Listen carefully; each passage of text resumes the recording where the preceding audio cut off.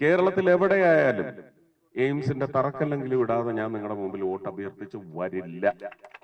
എയിംസിന്റെ കാര്യത്തിലായാലും സ്റ്റേറ്റിന് മൊത്തം ഒരു നേട്ടമാവുന്ന തരത്തിലായിരിക്കണം അതിന്റെ ഇൻസ്റ്റലേഷൻ.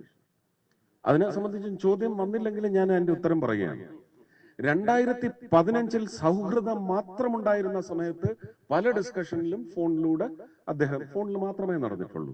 പറഞ്ഞപ്പോഴൊക്കെ വിഴിഞ്ഞത്തിന്റെ കാര്യമായാലും എയിംസ് കേരളത്തിന് തരുമെങ്കിൽ ആലപ്പുഴയിൽ തരണം. ഇത്രയും അടിതെറ്റി കിടക്കുന്ന ഒരു പ്രദേശം പിന്നെ ഇടുക്കി മാത്രമാണുള്ളത്. ഇടുക്കിയും ആലപ്പുഴയുമാണ് ഏറ്റവും വലിയ ദുരിതത്തിലായിരിക്കുന്നത്. കര കയറിയിട്ടേയില്ല.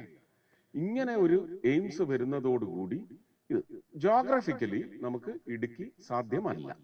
അവിടുത്തെ ക്ലൈമാറ്റിക് കണ്ടീഷൻ വെച്ചായാലും മൊത്തം സ്റ്റേറ്റിന്റെ ഒരു മൂവ്മെന്റ് ഇടുക്കി വരെ എന്ന് പറയുന്നത് ഘടനാപരമായിട്ട് ബുദ്ധിമുട്ടുള്ള ടെറൈൻ ആയതുകൊണ്ടും ആലപ്പുഴ എന്ന് അന്ന് മുതൽ പറയുന്നതാണ്. ഞാൻ എപ്പോഴും പറയത്തില്ലേ, ഞാൻ ആ വാക്ക് മാറ്റിയിട്ടില്ല. ഞാൻ അന്നും കേരളത്തിന് വേണ്ടിയാണ് സംസാരിച്ചത്.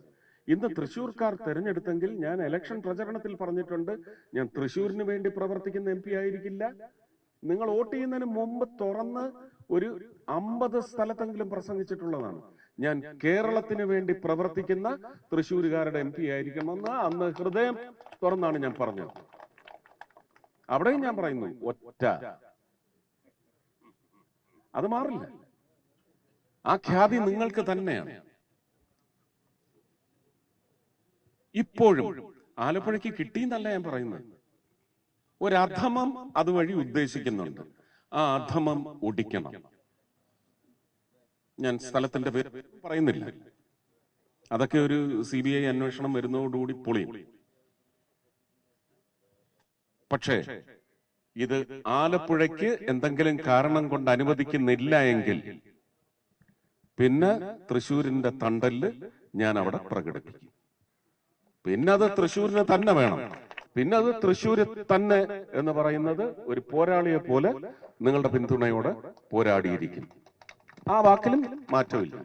പക്ഷെ ഇത് ബഹുമാനീയനായ ആരോഗ്യമന്ത്രി, കേന്ദ്ര ആരോഗ്യമന്ത്രി പറഞ്ഞിരിക്കുന്നത് ഇത് ഉചിതമായ സമയത്ത് ഉചിതമായ സ്ഥലത്ത് തന്നെ വരും എന്ന് പറഞ്ഞതിന് അടിവരയിട്ട് ഞാൻ പറഞ്ഞിരിക്കുന്നത്, അടുത്ത 29-ൽ നിങ്ങളുടെ മുമ്പിൽ വോട്ടിന് കൈനീട്ടി വരണമെങ്കിൽ കേരളത്തിൽ എവിടെയായാലും ഇതിനി ആരും വെട്ടിമുറിച്ച് നമുക്കിട്ട് പണിഞ്ഞു കളയരുത്.